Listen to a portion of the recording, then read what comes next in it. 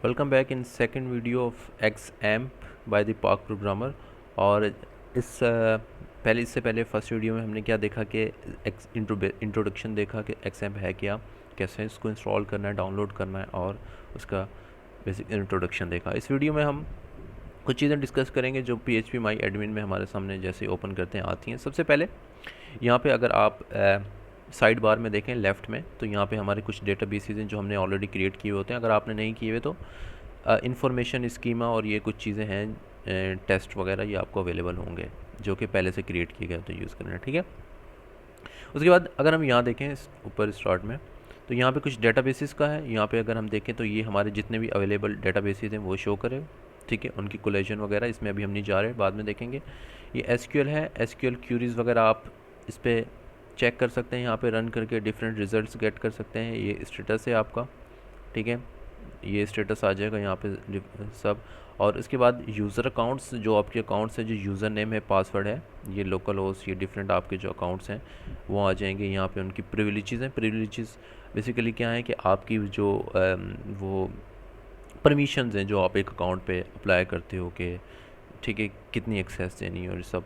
ये एक्सपोर्ट है, आप डेटाबेस एक्सपोर्ट कर सकते हो, इंपोर्ट कर सकते हो। लाइक आपने डेटाबेस बनाया, आप किसी के साथ शेयर करना चाहते हो तो आप इस तरह से इसे एक्सपोर्ट कर सकते हो। फिर आप किसी लाइक आप अगर एक प्रोजेक्ट पे काम कर रहे हो, ठीक है, और दो डिफरेंट लोग काम कर रहे हैं और आप एक डेटाबेस क्रिएट करते हो, इसमें चेंजेस करते हो और आप चाहते किसी और फ्रेंड को या अपने कोलीग को देना चाहते हो तो आप यहाँ से एक्सपोर्ट करो और वहाँ पे उसे दो और वो इंपोर्ट कर लेगा, ठीक है। SQL फॉर्मेट में जाता है जो इसका होता है। ये कुछ सेटिंग्स हैं, ठीक है। इसमें इसको हम बाद में देखेंगे डिटेल में, ठीक है। तो इसके होम पेज पे आते हैं वापस, ठीक है। तो ये हमारे डेटाबेसेस, ये कुछ इसका बेसिक इंट्रोडक्शन था। अब इसमें हम देखते हैं कि न्यू डेटाबेस कैसे क्रिएट करना है। फॉर एग्जांपल अगर आप किसी कोई आप वेब पेज पे काम कर रहे हो, ठीक है, आप server side scripting language AKA PHP, ठीक है, आप PHP पे काम कर रहे हो, ठीक है, आपको एक डेटाबेस चाहिए जिसमें आपने वैल्यू स्टोर करें। तो डेटाबेस कैसे क्रिएट करें, अगर आप यहाँ पे जाएँ, यहाँ पे अगर हम देखें लेफ़्ट साइड बार में फर्स्ट में है न्यू, ठीक है। पहले मैं कुछ डेटाबेसेस दिखा देता हूँ। लाइक मैंने कुछ डेटाबेस क्रिएट किया साइट एक CMS की वेबसाइट का, ठीक है। तो ये डेटाबेस कुछ टेबल्स आ जाते हैं, ठीक है। आप इस टेबल्स पे क्लिक करते हो या आपको टेबल्स वगैरह इस तरह से ओपन हो जाते हैं। तो इसमें सबसे पहले हम एक न्यू, ये इस तरह से आ जाते हैं ये स्ट्रक्चर्स वगैरह, इसको हम डिटेल में देखते हैं। सबसे पहले न्यू डेटाबेस क्रिएट करना है, आपने न्यू पे क्लिक करना है, ठीक है। और यहाँ पे मैं दे देता हूँ XAMPP, ठीक है, ट्यूटोरियल,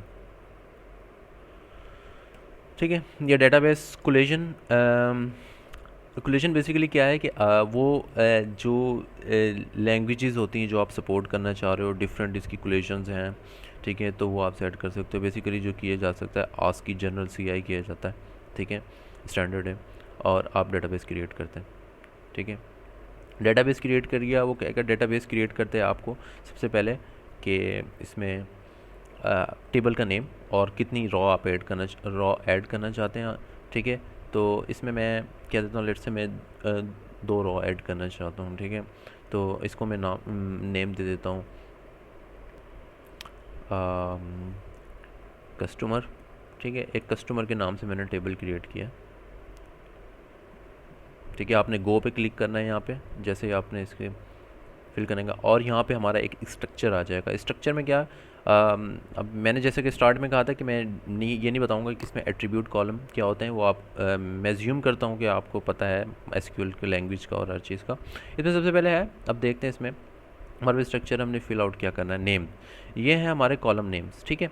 यहाँ पे उसकी डाटा टाइप क्या रखनी है आपने, इंटीजर, वॉर्क और टेक्स्ट, जो भी यहाँ पे वैल्यू, कितनी लेंथ वैल्यू देनी है आपने कि लेंथ कितनी होनी चाहिए उसकी, ठीक है। और ये डिफ़ॉल्ट है, इसमें डिफ़ॉल्ट में जो आपने देखना, डिफ़ॉल्ट में कुछ चीज़ें होती हैं कि डिफ़ॉल्ट नन का मतलब है कि नॉट नल, वो वैल्यू नल नहीं होगी, जो भी कॉलम होगा उसमें कुछ ना कोई वैल्यू होनी चाहिए, ठीक है। उसके बाद है नल भी कर सकते हो आप, और उसमें करंट टाइम स्टैम्प क्या है, एक स्पेशल डाटा टाइप है, ठीक है। इसमें क्या है, करंट टाइम स्टैम्प जो कि आपकी टाइम और डेट एंड टाइम जो होता है उसे करंट जो होता है उसे ले लेती है डिफ़ॉल्ट, ठीक है, जैसे ही आप इसके साथ काम करते हैं। अच्छा, कोलेजन जैसे मैंने आपको बताया, इसमें डिफरेंट कैलकुलेशंस हैं। उसके बाद एट्रीब्यूट्स में आते हैं तो बाइनरी एट्रीब्यूट है, अनसाइंड।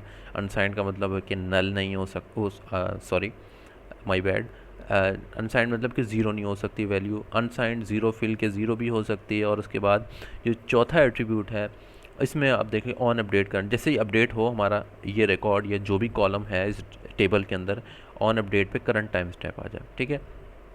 उसके बाद नेक्स्ट देखते हैं कि हमारे पास ये है इंडेक्सेस हैं, प्राइमरी की है, यूनिक है, और इंडेक्सेस है, फुल टेक्स्ट है, और ये स्पेशल है। प्राइमरी की आपको पता है यूनिक आइडेंटिफायर होता है जो हर टेबल को यूनिकली आइडेंटिफाई। यूनिक इंडेक्स क्या होता है कि वो चीज़ मतलब वो कॉलम जिसमें वो डाटा पड़ा वो यूनिक होगा, डुप्लीकेट नहीं हो सकता किसी और में, ठीक है, वो record duplicate. Index index basically index क्या होता है कि इंडेक्स एक कह सकते हैं कि डेटाबेस कीप ट्रैक करता है आपका जो कॉलम है जिसके ऊपर आप इंडेक्स, अगर उसको इंडेक्स कर देते हैं कॉलम, लाइक मैं यूज़र नेम को इंडेक्स कर देता हूँ तो वो एक स्पेशल प्रायोरिटी मिल जाती है डेटाबेस में।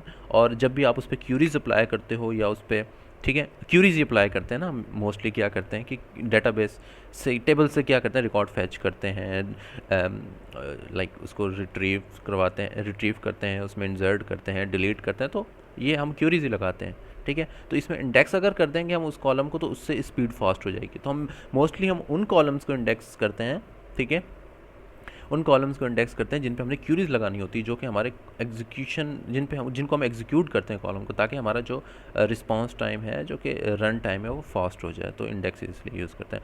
फुल टेक्स्ट में मैं नहीं जा रहा डिटेल में, बेसिकली फुल टेक्स्ट होता है, इस पर कुछ full text search like Google type search होती है वो इम्प्लीमेंट करते हैं, तो इस पर अभी हम डिटेल में नहीं जाते, ठीक है। और उसके बाद ऑटो इंक्रीमेंट, प्राइमरी की ये एक फीचर ऐड की गई है ऑटो इंक्रीमेंट की। जैसे न्यू रिकॉर्ड एंटर होगा, मोस्टली हम क्या करते हैं कि प्राइमरी की में डाटा हम खुद नहीं डालते, कि जैसे नया न्यू रिकॉर्ड एंटर होता है वो उसको 1 का इंक्रीमेंट कर देता है, ठीक है। इसी तरह आप कमेंट्स वगैरह ऐड कर सकते हैं, और इसकी कुछ मेम टाइप्स हैं, और वर्चुअलिटी है जो कि हम मोस्टली यूज़ नहीं करते, तो हम इसको सिंपल रखेंगे, कोशिश करेंगे, जो कि मोस्टली यूज़ होता है। I think enough for this video. Next video में इंशाल्लाह हम इसको क्रिएट करेंगे, टेबल को, इसके कॉलम सेट करेंगे और ये सारी डाटा टाइप्स, और इसको हम डिटेल में देखेंगे।